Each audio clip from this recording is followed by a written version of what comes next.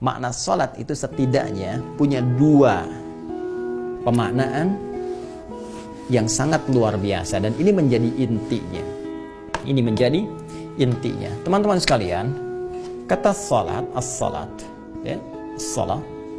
Ini secara bahasa itu kalau kita lihat di kitab-kitab fikih sering diartikan dengan doa.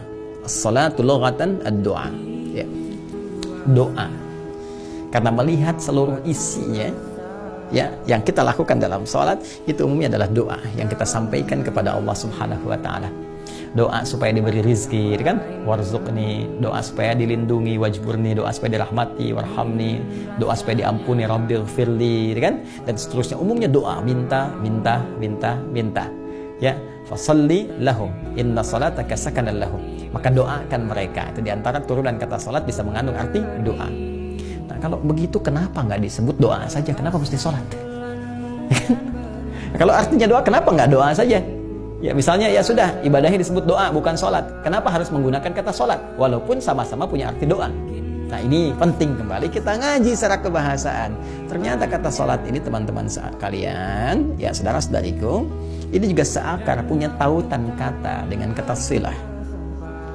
Ya, punya tautan kata. Jadi kalau kita cari sampai ke akar dalamnya, kita temukan ini. Ya, wasala yasilu. Wasala yasilu, ya kan? Waslan wa wusulan wasilatan, ya kan?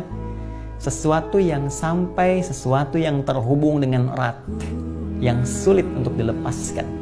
Sesuatu yang sampai, sesuatu yang terhubung dengan erat, yang sulit untuk dilepaskan.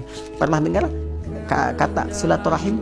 Ya, silaturahim itu hubungan kasih, perasaan yang dalam, yang terhubung dengan erat sehingga sulit untuk dipisahkan. Jadi kalau teman-teman suka bikin kumpulan, kan, kumpul, terus teman-teman suka kasih tema silaturahmi, kan, atau silaturahim. Nah, silaturahim itu sesungguhnya itu bukan saat kumpulnya teman-teman bisa perhatian, tanya, ketawa, ceria, gitu kan? Intinya bukan di situ. Ya karena kalau nyapa, tertawa, orangnya ada. Inti silaturahim itu adalah suasana yang terbentuk dalam keadaan kita bertemu, saling merasakan. Ketika berpisah, ada tautan yang tak terpisahkan. Jadi walaupun orangnya nggak ada kesannya dalam jiwa kita. Kita doakan, kita kenang, kadang-kadang kita ingat, kadang-kadang kita telepon atau kita WA dan sebagainya. Itulah intinya. Ya, jadi esensinya ada hubungan yang tak terpisahkan walaupun dia berada dalam keadaan yang terpisah. Ya, beda dimensi misalnya dalam tempatnya misalnya atau waktunya, dia di luar negeri, kita di sini dan seterusnya. Ya. Nah, itulah silah. Jadi hubungan erat yang sulit terlepaskan. Ibadah yang mengatur agar kita terhubung dengan Allah. Sehingga sulit terpisahkan dalam setiap keadaan. Ya, mohon maaf, saat duduk terhubung dengan Allah. Saat berdiri terhubung dengan Allah, berjalan terhubung dengan Allah. Selalu ingat kepada Allah Subhanahu wa taala. Karena ingat itulah dia terjaga.